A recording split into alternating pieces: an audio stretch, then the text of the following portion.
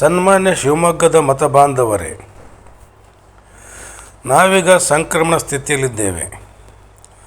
ಒಂದು ಕಾಲದಲ್ಲಿ ಕಾಂಗ್ರೆಸ್ಸನ್ನು ನಿರಂತರವಾಗಿ ಬೆಂಬಲಿಸಿಕೊಂಡು ಬಂದಿದ್ದ ಶಿವಮೊಗ್ಗದ ಮತದಾರರಾದ ನಾವು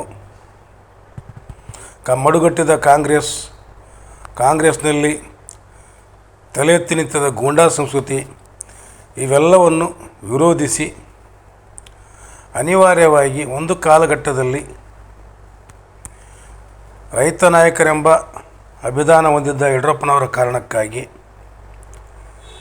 BJPಯನ್ನು ಅದರ ತತ್ವ ಸಿದ್ಧಾಂತಗಳನ್ನು ಪರಿಗಣಿಸದೆ ಯಡಿಯೂರಪ್ಪನವರು ಕರ್ನಾಟಕದ ಮುಖ್ಯಮಂತ್ರಿಯಾಗುವರೆಂಬ ಹಂಬಲದಿಂದ ಅವರೊಬ್ಬ ಜಾತ್ಯತೀತ ನಾಯಕರೆಂದು, ರೈತ ನಾಯಕರೆಂದು ನಾವು ಅವರಿಗೆ ನಿರಂತರವಾಗಿ ಬೆಂಬಲ ನೀಡಿದೆವು.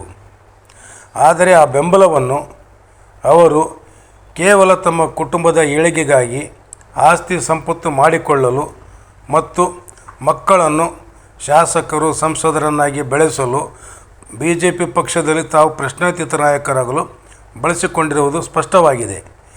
ಈ ಹಿನ್ನೆಲೆಯಲ್ಲಿ ನಾವು ಶಿವಮೊಗ್ಗದ ಮತದಾರರು ಮತ್ತೊಮ್ಮೆ ಆಲೋಚನೆ ಮಾಡಬೇಕಾಗಿದೆ. ಹಿಂದೆ ಕಾಂಗ್ರೆಸ್ನಲ್ಲಿದ್ದ ಎಲ್ಲ ದುಷ್ಟರು, ಗೂಂಡಾಗಳು ಈಗೆಲ್ಲ BJP ಸೇರಿಕೊಂಡು BJP ಮಹಾರಾಕ್ಷಸರ ಪಕ್ಷವಾಗಿ ಪರಿವರ್ತನೆಯಾಗಿದೆ. ಈ ರಾಕ್ಷಸ ಪರಂಪರೆಯನ್ನು ಹೇಗೋ ಸಹಿಸಿಕೊಳ್ಳಬಹುದು, ಆದರೆ ಸಂವಿಧಾನವನ್ನೇ ಬದಲಾಯಿಸುತ್ತೇವೆಂದು BJPಯ ಸಂಸದರು ಸ್ವತಃ ಹೇಳುತ್ತಿದ್ದಾರೆ. ಮನುವಾದವನ್ನೇ ಅಜೆಂಡವನ್ನೇ ಹೊಂದಿರುವ RSSನ ಅಂಗಸಂಸ್ಥೆಯಾಗಿರುವ BJPಯು ಮುಂದೆ ಸಂವಿಧಾನ ಬದಲಾಯಿಸುವುದರಲ್ಲಿ ಆಶ್ಚರ್ಯವೇನಿಲ್ಲ. ಈಗಾಗಲೇ ಅಲ್ಪ ಸ್ವಲ್ಪ ಇರುವ ಬಹುಮತ ಕಾಲಘಟ್ಟದಲ್ಲಿಯೇ ಹಿಂದುತ್ವವನ್ನು ದಲಿತರ ಮೇಲೆ, ಅಲ್ಪಸಂಖ್ಯಾತರ ಮೇಲೆ ಅಸ್ತ್ರವನ್ನಾಗಿ ಬಳಸಿಕೊಂಡು ಅಸ್ಪೃಶ್ಯ ಹೆಸರಿನಲ್ಲಿ ಪರಿಶಿಷ್ಟ ಜಾತಿಗಳನ್ನು ವಿಭಜಿಸುವ ತನ್ನ ಸವರ್ಣೀಯ ಪರಂಪರೆಯನ್ನು BJP ಮುಂದುವರಿಸುತ್ತಿರುವುದನ್ನು ಕಂಡಾಗ ನಾವು ಈಗ ಸಂವಿಧಾನವನ್ನು ಉಳಿಸಿಕೊಳ್ಳಲು BJP ವಿರುದ್ಧವಾಗಿ ಮತ ಚಲಾಯಿಸಲೇಬೇಕಿದೆ. ಈಗ ನಾವು ಯಡಿಯೂರಪ್ಪನವರು ನಮ್ಮವರೆಂದು, ನಮ್ಮ ಜಾತಿಯವರೆಂದು ನಾವು ಅವರ ಬೆನ್ನಿಗೆ ನಿಲ್ಲುವಂತಿಲ್ಲ. ಯಡಿಯೂರಪ್ಪನವರು ಅಧಿಕಾರ ಅನುಭವಿಸಿದ್ದಾಯಿತು, ಅಧಿಕಾರದ ಹೆಸರಿನಲ್ಲಿ ಮಕ್ಕಳಿಗೆ ಅಧಿಕಾರವನ್ನು, ಸಂಪತ್ತನ್ನು ಮಾಡಿಕೊಟ್ಟಿದ್ದು ಆಯಿತು. ಇನ್ನಾದರೂ ನಾವು ಎಚ್ಚರಗೊಳ್ಳಬೇಕಿದೆ. ಸಂವಿಧಾನ ಉಳಿಸುವ ಏಕೈಕ ಉದ್ದೇಶದಿಂದ ಪರಿಶಿಷ್ಟ ಜಾತಿಯ ಮೀಸಲಾತಿಯನ್ನು ಉಳಿಸಿಕೊಳ್ಳಲು ಮತ್ತು ಇತರೆ ಸಮುದಾಯಗಳಿಗೆ ಪರಿಶಿಷ್ಟ ಜಾತಿಯ ಮಾದರಿ ಮೀಸಲಾತಿ ದೊರಕಲು ನಾವೀಗ BJPಯೇತರ ಪಕ್ಷಗಳಿಗೆ ಮತವನ್ನು ನೀಡಲೇಬೇಕಾಗಿದೆ.